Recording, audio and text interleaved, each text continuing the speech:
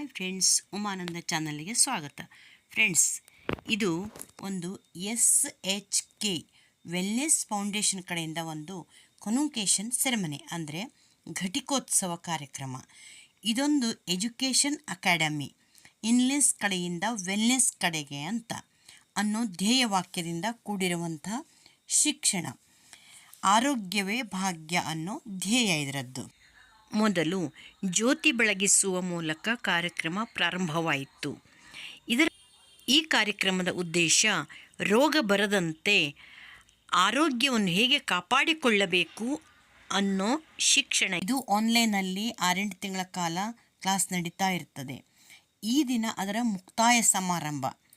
ಇದನ್ನು Vestige company ಕಡೆಯಿಂದ ಈ ಕಾರ್ಯಕ್ರಮ ಅದ್ಧೂರಿಯಾಗಿ ನಡೆಯಿತು. ಇದರಲ್ಲಿ ಭಾಗವಹಿಸಿದಂಥ 114 ಜನರಿಗೆ ಸರ್ಟಿಫಿಕೇಟ್ ಕೊಡಲಾಯಿತು. ಡೈರೆಕ್ಟ್ ಸೆಲ್ಲಿಂಗ್ ಸಂಸ್ಥೆ ಆದಂಥ ವೆಸ್ಟೀಜ್ ಸಂಸ್ಥೆಯವರು ಜನರನ್ನು ಆರೋಗ್ಯದ ಕಡೆಗೆ ಒಯ್ಯಲು ಈ ಶಿಕ್ಷಣವನ್ನು ಪಡೆದಿದ್ದಾರೆ. ವೆಸ್ಟೀಜ್ ಸಂಸ್ಥೆಗೆ ಸೇರಿ ಆರೋಗ್ಯವೇ ಭಾಗ್ಯ ಅನ್ನೋದನ್ನು ರೂಢಿಸಿಕೊಳ್ಳಬಹುದು.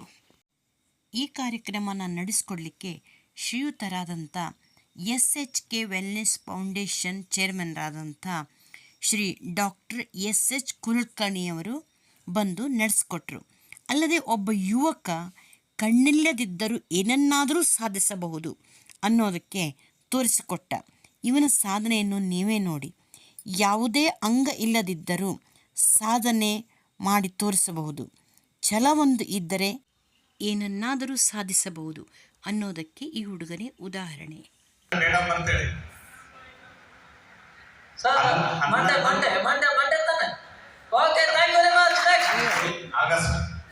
ಟ್ಯೂಸ್ಡೇ ಬರುತ್ತಾ? Okay, happy birthday advance. Thank you. ಇನ್ನೊಂದು any two yes sir, Tuesday is it? Okay, one more, last one more sir.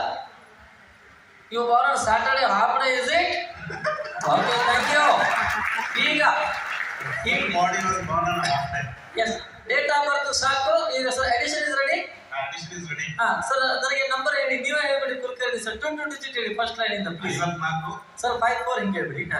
54 yes 67 80 S 12 7. How much can I add this number? Second line 76 okay 30 yes 04 yes 25 7. Okay, ನನ್ನ answer ready ಇದೆ. ನಿಮ್ದು ready ಇದೆಯಾ? ಎಲ್ಲರ answer ಕಾಣಿಸ್ತಾ ಇದೆಯಾ? Calculator ready ಇಟ್ಕೊಳ್ಳಿ.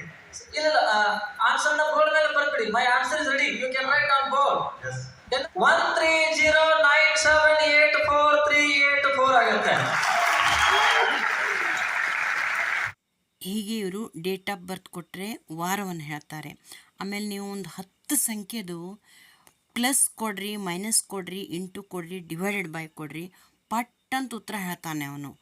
ಅಷ್ಟು sharp ಇದ್ದಾನೆ. 1 2 3 4 5 6 7 8 9 11 121 314 151 617 181 920. ವಾವ್. ಉಲ್ಟಾ ನೋಡಿ. 029 ಅಂದ್ರೆ 920 ಅನ್ನು ಉಲ್ಟಾ ಮಾಡಿ ಹೇಳ್ತಾ ಇದ್ದಾನೆ. 029 181 716 151 413 121 311 987654 thank you very much. APJ Abdul Kalam ಅವರ ರಾಷ್ಟ್ರ ಪ್ರಶಸ್ತಿ ಬಂದಿದೆ. ಕಿಂಗ್ ಆಫ್ ದುಬೈ ಅವರಿಂದ ಇಂಟರ್ನ್ಯಾಷನಲ್ ಅವಾರ್ಡ್ ಆಗಿದೆ. ಪ್ರೈಮ್ ಮಿನಿಸ್ಟರ್ ಮತ್ತೆ ಮುಖ್ಯಮಂತ್ರಿ ಸನ್ಮಾನ ಮಾಡಿದ್ದಾರೆ. ತಾವೆಲ್ಲ ನಮ್ಮನ್ನ ಬಜೆಟ್ ಪ್ಯಾಕೇಜ್ ಮತ್ತೆ ಬೇರೆ ಬೇರೆ ಟಿವಿಯಲ್ಲಿ ಕರೆಕ್ಟ್ ನೋಡಬಹುದು. And also recently we had given a programme at Russia also. ಅಲ್ಲಿನ ಗೌರ್ಮೆಂಟ್ ಟಿವಿ ಚಾನಲ್ ಅವರು ನಮ್ಮನ್ನ ಇಂಟರ್ವ್ಯೂ ಅಂತ ಇನ್ವೈಟ್ ಮಾಡಿದ್ರು. ಈಗ ನೀವು ನನ್ನ ಜೊತೆಗೆ ಮಾತಾಡಬೇಕು. ಇದೆಲ್ಲ ನೋಡಿದ್ರೆ ನಿಮ್ಗೆ ಏನು ಅನಿಸ್ತಾ ಇದೆ? ಹೀಗೂ ಉಂಟೇನಾ? Or how it is possible ತಾನೆ? ಸೇಮ್ ಕ್ವಶನ್ ನನಗೆ ಡಾಕ್ಟರ್ APJ ಅಬ್ದುಲ್ ಕಲಾಂ ಮತ್ತೆ ನರೇಂದ್ರ ಮೋದಿ ಅವರು ಕೂಡ ಕೇಳಿದ್ದಾರೆ. ಅವೆರಡು ಪ್ರಸಂಗಕ್ಕೆ ನೆನಪಿಸ್ಕೊಳ್ಳೋದಾದ್ರೆ 2004 ಅಕ್ಟೋಬರ್ 15ಕ್ಕೆ ಬೆಳಗಾಂನಲ್ಲಿ ಅಬ್ದುಲ್ ಕಲಾಂ ಮತ್ತೆ 2 years ಬ್ಯಾಕ್ ನರೇಂದ್ರ ಮೋದಿ ಅವರನ್ನು ಭೇಟಿಯಾಗುವಂತ ಅವಕಾಶ ಅದಕ್ಕೆ ಬಂತು. ಅವ್ರ ಹತ್ರ ಹೋದಾಗ ತಮ್ಮ ಡೇಟ್ ಆಫ್ ಬರ್ತ್ ಕೇಳಿದ್ರು. ಸರಿಯಾದ ಡೇ ಹೇಳಿದಾಗ ಆಶ್ಚರ್ಯಚಕಿತರ ಇನ್ನೇ ಮಾತಾಡನೆ. They asked me how it is possible. I told them everything is possible, nothing is. ನೋಡಿ, in the world of impossible we got I am possible. I am possible means what? I can do everything. ಈ ಮಾತ್ರ ಅರ್ಥ ಇಷ್ಟೇ. ಸಾಧನೆಗೆ ಅಸಾಧ್ಯ ಯಾವುದೂ ಇಲ್ಲ, ಎಲ್ಲವೂ ಕೂಡ ಸಾಧ್ಯ ಇದೆ ಬಂಧುಗಳೇ. ಸಾಧಿಸುವಂತ ಹಠ, ಛಲ ಮತ್ತು ಆತ್ಮವಿಶ್ವಾಸ ಇದ್ರೆ ನಾವೇನ್ ಬೇಕಾದ್ರೂ ಸಾಧಿಸ್ಬೋದು.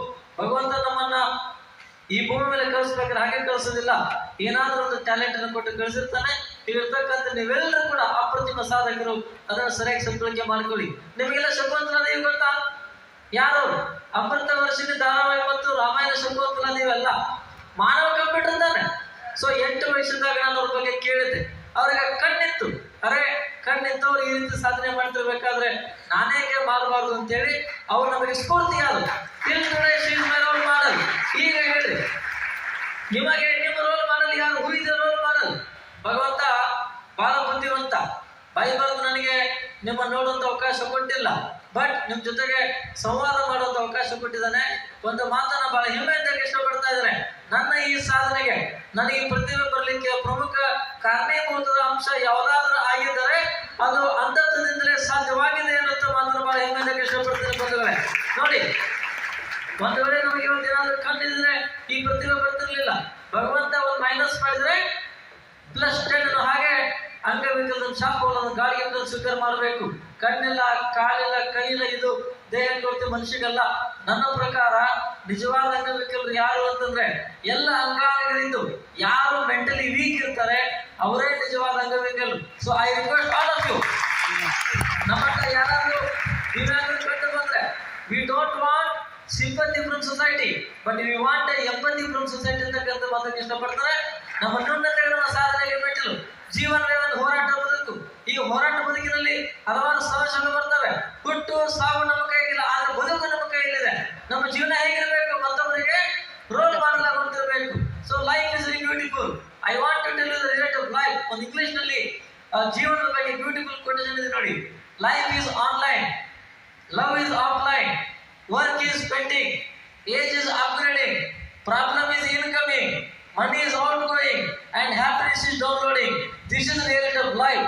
So I can't anything. I am unable to achieve anything. Who thinks always negative, never sadhane ಮಾಡಲಿಕ್ಕೆ ಆಗೋದಿಲ್ಲ. Whatever difficulties come, I will overcome it. Who thinks always positive, definitely ನೀವು ಸಾಧಕರಾಗ್ತೀರಾ. ತಾವ್ಯಾರು ಚಿಂತೆ ಮಾಡಬೇಡಿ, ಪಾಸಿಟಿವ್ ಚಿಂತನೆ ಮಾಡಬೇಕು. ದೇವರ ಹತ್ರ ಏನು ಪ್ರಾರ್ಥನೆ ಮಾಡ್ಬೇಕಂದ್ರೆ, ಭಗವಂತ ನನಗೆ ಕಷ್ಟವನ್ನು ಕೊಡಬೇಡ ಅಂತ ಹೇಳೋದಿಲ್ಲ, ಬಟ್ ಎದುರಿಸುವಂತ ಶಕ್ತಿ ಕೊಡುವಂತ ಪ್ರಾರ್ಥನೆ ಮಾಡಿ ಸಾಧಕರಾಗ್ತೀರಾ. ಪ್ರಾಮಾಣಿಕವಾಗಿ within 2 minutes I will finish my program. ಪ್ರಾಮಾಣಿಕವಾಗಿ ನಿಮ್ಮ ಉತ್ತರ ಬೆಳೆಸೋದಾದ್ರೆ, ನಿಮ್ಮ ಮನಸ್ಸು ಸ್ಥಿರವಾಗಿದೆಯಾ? ನಿಮ್ಮ ಮೈಂಡ್ ಕಾನ್ಸ್ಟೆಂಟ್ ಆಗಿದೆಯಾ? ಇಲ್ಲ. ಇದೇ ಯಾವ್ದಾದ್ರು ಪ್ರಾಮಾಣಿಕರು, ಇಲ್ಲ ಅಂದವರು ಡಬಲ್ ಪ್ರಾಮಾಣಿಕರು. Single double. ಯಾಕೆ ಡಬಲ್ ಅಂದ್ರೆ 2 ಪ್ರಮುಖವಾದ ಕಾರಣಗಳನ್ನು ಕೊಡಬಲ್ಲೆ ಬಂದಿವೆ. ಅದಕ್ಕಿಂತ ಮುಂಚೆ ನಮಗೂ ನಿಮಗಿರುವಂತ ವ್ಯತ್ಯಾಸ ಇಷ್ಟೇ. ನೀವು ಜಗತ್ತನ್ನು ನೋಡೋದ್ರಿಂದ ನೋಡಿ ನೋಡಿ ನಿಮ್ಮ ಮೈಂಡ್ ಡೈವರ್ಟ್ ಆಗುತ್ತೆ. ನಾವೇನು ನೋಡೋದಿಲ್ವಲ್ಲ, ಅದಕ್ಕೋಸ್ಕರ ನಮ್ಮ ಮೈಂಡ್ ಕಾನ್ಸ್ಟೆಂಟ್ ಆಗಿರುತ್ತೆ. ಇದು ನಿಮ್ಮ ತಪ್ಪಲ್ಲ, ನಿಮ್ಮ ಕಣ್ಣಿನ ತಪ್ಪು ಬಂದಿವೆ. ನಿಮ್ಮ ಕಣ್ಣಲ್ಲಿ ಹಾಳು ಮಾಡ್ತಾ ಇದಾವೆ. ನಮಗೂ ನಿಮಗಿರುವಂತ ವ್ಯತ್ಯಾಸ, ನಿಮ್ಮ ಬಹಿರಂಗದ ಕಣ್ಣುಗಳು ಜಾಗೃತವಾಗಿದ್ರೆ ನಮ್ಮ ಅಂತರಂಗದ ಕಣ್ಣುಗಳು ಜಾಗೃತವಾಗಿರುತ್ತೆ. ಫಸ್ಟ್ ಪಾಯಿಂಟ್, ಕಾನ್ಸಂಟ್ರೇಷನ್, ಏಕಾಗ್ರತೆ ಕೊರತೆ. ಸಾಧನೆ ಮಾಡಬೇಕಾಗಿತ್ತಂದ್ರೆ ಕಾನ್ಸಂಟ್ರೇಷನ್ ಬಹಳ ಇಂಪಾರ್ಟೆಂಟ್. ಅದರಿಂದ ನಾವೇನು ಮಾಡ್ಲಿಕ್ಕೆ ಆಗೋದಿಲ್ಲ. ಏಕಾಗ್ರತೆ ಹೆಚ್ಚಿಸ್ಕೋಬೇಕಾದ್ರೆ ಏನ್ ಮಾಡ್ಬೇಕು? ಬಿಗ್ ಬಾಸ್ ನೋಡ್ಬೇಕಾ? ಬಿಗ್ ಬಾಸ್ ಅಲ್ಲ, ಅದು ಬಿಗ್ ಲಾಸ್. ಅದು ಯೋಗ ಮಾಡ್ಬೇಕಾ, ಮೆಡಿಟೇಷನ್ ಮಾಡ್ಬೇಕಾ, ಪ್ರಾಣಾಯಾಮ ಮಾಡ್ಬೇಕಂತಾನೆ. ಸೊ ಅಸಾಧ್ಯವಾದದನ್ನ ಸಾಧನೆ ಮಾಡ್ತಕ್ಕಂಥ ಶಕ್ತಿ ಇರೋದು ಅವುಗಳಿಗೆ ಬಿಟ್ಟು ಬೇರೆ ಅದಕ್ಕೂ ಇಲ್ಲ. ನಾಳೆಯಿಂದ ನೀವೆಲ್ಲರೂ ಕೂಡ ಬೆಳಿಗ್ಗೆ ಬೇಗ ಎದ್ದು 1 hour ಯೋಗ ಮೆಡಿಟೇಷನ್ ಮಾಡಿ. ಇದರಿಂದ ನಿಮಗೆ ಏನ್ ಲಾಭ ಅಂದ್ರೆ ಕಾನ್ಸಂಟ್ರೇಷನ್ ಜಾಸ್ತಿ ಆಗುತ್ತೆ, ಮೆಮೊರಿ ಪವರ್ ಹೆಚ್ಚಾಗುತ್ತೆ, ಆತ್ಮವಿಶ್ವಾಸ ಹೆಚ್ಚಾಗುತ್ತೆ, ಭಯದಿಂದ ಮುಕ್ತರಾಗುವುದು more important. It will control mind. Second point, ನಾವೆಲ್ಲರೂ ಆಧುನಿಕತೆಗೆ ಮಾರು ಹೋಗಿದ್ದೇವೆ. ಈ ಅತಿಯಾದ ಮೊಬೈಲ್ ಮತ್ತು ಟಿವಿ ಬಳಕೆಯಿಂದಾಗಿ ಇಡೀ ನಮ್ಮ ಜೀವನ ಮತ್ತೆ ನಮ್ಮ ಮೈಂಡ್ ಕಾನ್ಸಂಟ್ರೇಷನ್ ಡೈವರ್ಟ್ ಮಾಡ್ತಾ ಇದೆ. ನಿಮ್ಮ ಹತ್ರ ಮೊಬೈಲ್ ಇದಾವ? Screen touch, Android, Apple, iPhone, banana, ಮೋಸಂಬಿ, ಅದ್ಯಾವುದೋ ಜಿಯೋ ಬಂದು ನಮ್ಮ ಜೀವನ ಹಾಳು ಮಾಡ್ತಾರೆ. ಮೊಬೈಲ್ ಅಂತೂ ದೊಡ್ಡವರಿಗೆ ಅವಶ್ಯಕತೆ ಇದೆ, ಇಲ್ಲ ಅಂತ ನಾನು. ಬಟ್ ನನ್ನ ವಾದ ಇಷ್ಟೇ, ಅದನ್ನ ಎಷ್ಟು ಬೇಕು ಅಷ್ಟು ಬಳಸಲುತ್ತದೆ. ನೋಡಿ, ಬುಕ್ಗೂ ಮತ್ತೆ ಮೊಬೈಲ್ ಇರ್ತಕ್ಕಂಥ ವ್ಯತ್ಯಾಸ. ಬುಕ್ ಹೇಳುತ್ತೆ, ನೋಡು ಇವತ್ತು ನೀನು ನನ್ನನ್ನ ತಲೆ ತಗ್ಗಿಸಿ ಓದು, ನಾಳೆ ನಾನು ನಿನ್ನನ್ನ ತಲೆ ಎತ್ತುವಂತೆ ಮಾಡುತ್ತೇನೆ. ಮೊಬೈಲ್ ಹೇಳುತ್ತದೆ, ನೋಡಿ ಇವತ್ತು ನೀನು ನನ್ನನ್ನ ತಲೆ ತಗ್ಗಿಸಿ ನೋಡ್ತಾ ಇರು, ನಾಳೆ ನಾನು ನಿನ್ನನ್ನ ತಲೆ ಎತ್ತದಂತೆ ಚಂದ್ರಲೋಕಕ್ಕೆ ಮೊಬೈಲ್ ಹೇಳ್ತದೆ. ನನ್ನ ರಿಕ್ವೆಸ್ಟ್ ಏನು ಅಂತ ನಿಮ್ಗೆಲ್ಲರೂ ಕೂಡ ತಾವೆಲ್ಲರೂ ಹೇಗೆ ಬ್ಯಾಂಕಿನಲ್ಲಿ ಹಣವನ್ನು ಡಿಪಾಸಿಟ್ ಮಾಡಿದ್ರೆ ಅದೇ ರೀತಿ ತಮ್ಮೆಲ್ಲರ ಮನೆಗಳಲ್ಲೂ ಕೂಡ ಪುಸ್ತಕಗಳ ಡಿಪಾಸಿಟ್ ಆದಾಗ ಮಾತ್ರ ನಿಮ್ಮ ನಾಲೆಜ್ ಜಾಸ್ತಿ ಆಗುತ್ತೆ, ನಿಮ್ಮ ನಾಲೆಜ್ ಕೂಡ ಇನ್ಕ್ರೀಸ್ ಆಗುತ್ತೆ ಅಂತ ನಾನು ಇಷ್ಟಪಡ್ತಾರೆ. ಹಾರ್ಡ್ ವರ್ಕ್ ಮಾಡ್ಬೇಕಾ, ಸ್ಮಾರ್ಟ್ ವರ್ಕ್ ಮಾಡ್ಬೇಕಾ? ಎಲ್ಲರೂ ಹೇಳ್ತಾರೆ ಸತ್ಯಮೇವ ಜಯತೆ, ನಾನು ಅಂದ್ರೆ ಶ್ರಮಮೇವ ಜಯತೆ. ಕಷ್ಟಪಟ್ಟರೆ ಏನ್ ಬೇಕಾದ್ರೂ ಸಾಧಿಸಬಹುದು. ಎಲ್ಲಿ ಶ್ರಮ ಇದೆ ಫಲ ಇದೆ, ಎಲ್ಲಿ ಭಕ್ತಿ ಇದೆ ದೇವರು ಇದ್ದಾನೆ. ತಾವೆಲ್ಲರೂ ಕೂಡ ಶ್ರಮಜೀವಿಗಳಾಗಬೇಕು. ಜೀವನದಲ್ಲಿ ಸಾಧನೆ ಮಾಡಬೇಕಾಗಿತ್ತಂದ್ರೆ ABCD ಬಹಳ ಇಂಪಾರ್ಟೆಂಟ್. ABCD ಅಂದ್ರೆ ಅಲ್ಫಾಬೆಟ್ ಅಲ್ಲ. A for attitude, B for bravery, C for commitment and D for determination. ಇವೆಲ್ಲ ಅಂಶಗಳು ಜೀವನದಲ್ಲಿ ಸಾಧನೆ ಮಾಡಲಿಕ್ಕೆ ಸಾಧ್ಯ ಇದೆ. Sir table ready. ಎಲ್ಲ ವಿಷಯವನ್ನು ಇಲ್ಲಿ ಹಾಕ್ತಾ ಇಲ್ಲ. ಹಲೋ, ತುಂಬಿದ ಕೊಡ ತುಳುಕೋದಿಲ್ಲ. ಜೀವನದ ಶಿಕ್ಷಣದ ಸೀರೀಸ್ ನ ಪರಿಚಯ ಅಂತ ಹೇಳಿದಾಗ ಆ ಕಾರ್ಡಿಯಾಲಜಿಸ್ಟ್ ಅಂತ ಹೇಳ್ತಿದ್ದೆ, ಹಾರ್ಟ್ ತಜ್ಞರು ಅಂತ ಹೇಳ್ತಿದ್ದೆ. ಈಗ ಸಬ್ಜೆಕ್ಟ್ ನಾನು ಸ್ವಲ್ಪ ಸಂಕ್ಷಿಪ್ತವಾಗಿ ಮಾತಾಡಿದೆ. ಹೌ ಇಟ್ ಗೋಸ್, ಅದರ ಒಳಗಡೆ ಹೇಗೆ ಉತ್ಪತ್ತಿ ಆಗುತ್ತೆ, ಪೂರಕವಾದಂತ ವಾತಾವರಣ ಇದು. ಯಾವುದೋ ಒಂದು ಸಂದರ್ಭದಲ್ಲಿ ನನಗೆ ಗೊತ್ತಿಲ್ಲದಂಗೆ ನನ್ನ ಒಳಗಡೆ ಅದು ಶುರು ಆಗುತ್ತೆ. ಹೇಗೆ ಒಂದು ಕ್ಯಾನ್ಸರ್ ಅಂತ ಶುರು ಆಗುತ್ತೆ, ಸ್ಕಿನ್ ಇನ್ಫೆಕ್ಷನ್ ಶುರು ಆಗುತ್ತೆ. ಅದಕ್ಕೆ ಮೂಲ ಕಾರಣ ಏನಂತ ಗೊತ್ತಿಲ್ಲ, ನನ್ನ ಒಳಗಡೆ ಸ್ಕಿನ್ ಇನ್ಫೆಕ್ಷನ್ ಶುರು ಆಗೋಗಿರುತ್ತೆ. ಹಾಗೆ ಈಗೋ ಅನ್ನೋ ಒಂದು ಇನ್ಫೆಕ್ಷನ್ ಹೇಗೆ ಶುರು ಆಗುತ್ತೆ, ಅದು ನನ್ನನ್ನು ಹೇಗೆ ಸುಡ್ತಾ ಹೋಗುತ್ತೆ. ಅದರಿಂದ ನಾನು ಹೊರಗಡೆ ಬರಬೇಕಂದ್ರೆ ನನ್ನ ಒಳಗಡೆ ನಾನು ಏನ್ ಮಾಡ್ಕೋಬೇಕು, ಅದು ವೆರಿ ಇಂಟ್ರೆಸ್ಟಿಂಗ್ ಸಬ್ಜೆಕ್ಟ್. ಅದಕ್ಕೆ ಅವಾಗ ಕಾರ್ಡಿಯಾಲಜಿಸ್ಟ್ ಹೇಳಿದ್ರು, ಗಿವ್ ಅಂಡ್ ಟೇಕ್ ಕುಲ್ಕರ್ಣಿ. ಆ ಕ್ಲಾಸಸ್ ನನಗೆ ಬೇಕು, ಕಾರ್ಡಿಯಾಲಜಿಗೆ ಸಂಬಂಧಪಟ್ಟಂತ ಕ್ಲಾಸಸ್ ನಾನು ತಗೊಳ್ತೀನಿ.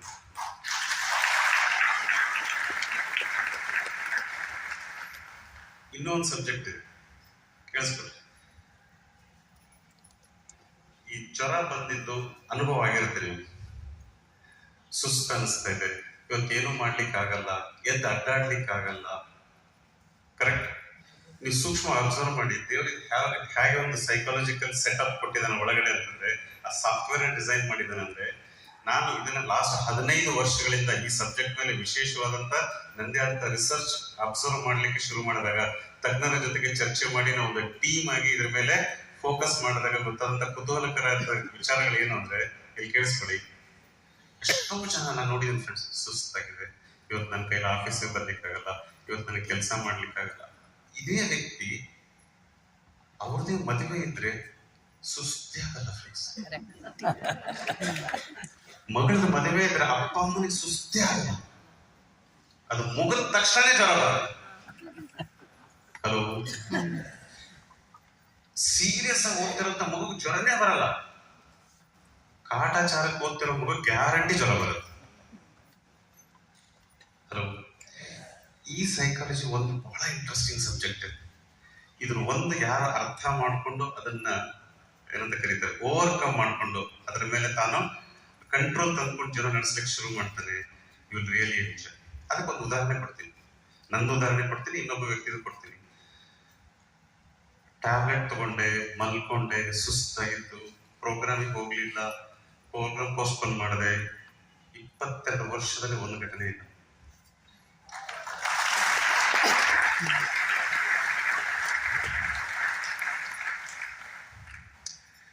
ಈಗ ಅಥರೈಸ್ಡ್ ಸಂಸ್ಥೆಯಾದ ವೆಸ್ಟೀಸ್ ಸಂಸ್ಥೆಯಲ್ಲಿ ಸದಸ್ಯೆಯಾದ ನಾನು ಆರೋಗ್ಯ ಸಲಹೆಗಾರ ಆಗಬೇಕಾದರೆ ಈ ಕೋರ್ಸ್ ತುಂಬ ಮುಖ್ಯವಾಗಿದೆ. ನಾನು ಈ ಶಿಕ್ಷಣವನ್ನು ಪಡೆಯಬೇಕೆಂದು ಹಂಬಲಿಸುತ್ತಿದ್ದೇನೆ. ವೀಕ್ಷಕರೇ, ಇನ್ನೂ ಯಾರು ನನ್ನ ಚಾನಲ್ ಸಬ್ಸ್ಕ್ರೈಬ್ ಮಾಡ್ಕೊಂಡ್ರೆ ಸಬ್ಸ್ಕ್ರೈಬ್ ಮಾಡಿರಿ, ಶೇರ್ ಮಾಡಿರಿ, ಕಮೆಂಟ್ ಮಾಡಿರಿ. ನೀವು ಇದಕ್ಕೆ ಜಾಯ್ನ್ ಆಗೋ ಆಸೆ ಇದ್ದರೆ ತಿಳಿಸಿರಿ.